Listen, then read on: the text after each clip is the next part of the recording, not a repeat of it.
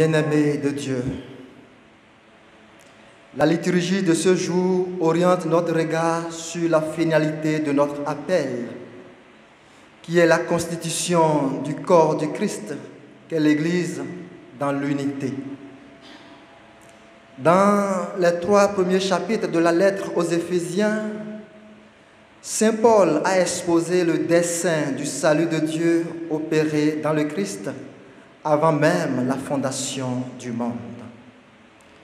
Nous sommes tous, dit-il, choisis par Dieu dans le Christ avant la fondation du monde pour être saints et immaculés sous son regard dans l'amour.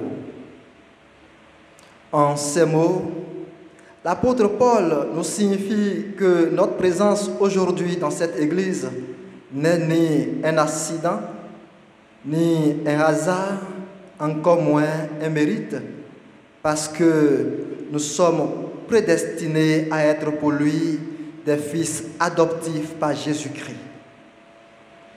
Selon ce dessein bienveillant de Dieu, l'univers entier, ce qui est dans les cieux comme ce qui est sur la terre, est appelé à se réunir sous un seul chef, le Christ Jésus, le médiateur de notre salut.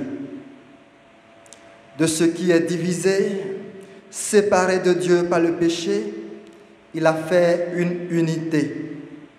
Dans sa chair et par sa passion, mort et résurrection, il a détruit le mur de séparation et réconcilié avec Dieu l'humanité tout entière.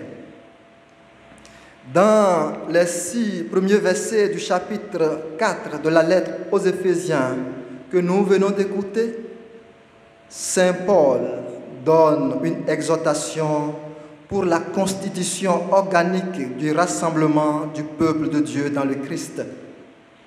Cet appel à l'unité centrée sur le Christ s'enracine dans la vocation même de chacun de nous, constitué membre du corps du Christ par le baptême. Accordez votre vie, dit l'apôtre de la grâce, Saint Paul, à l'appel que vous avez reçu.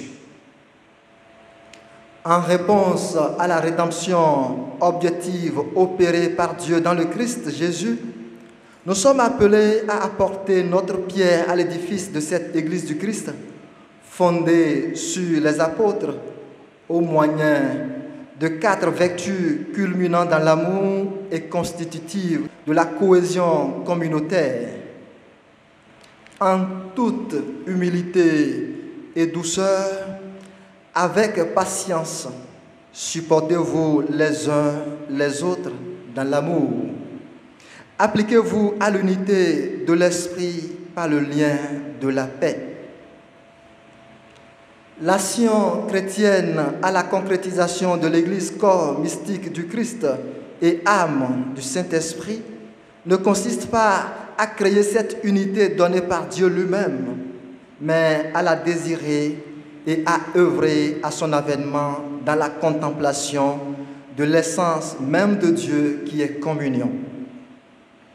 Cette unité à laquelle nous sommes appelés par l'apôtre des nations est fondée donc sur la structure trinitaire de Dieu comme horizon et aboutissement même du cheminement chrétien.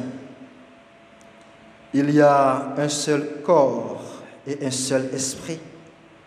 De même que votre vocation vous a appelé à une seule espérance, un seul Seigneur, une seule foi, un seul baptême, un seul Dieu et Père de tous, qui règne sur tous, agit par tous et demeure en tous.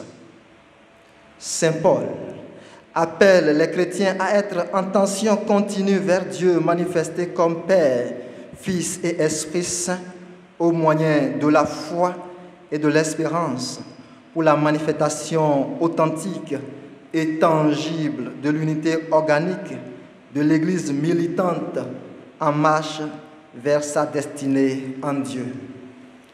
Puisse l'Esprit Saint nourrir en nous cette quête de Dieu pour rendre visible ici-bas la cité d'en haut la cité de Dieu qui est communion, amour et paix. Amen.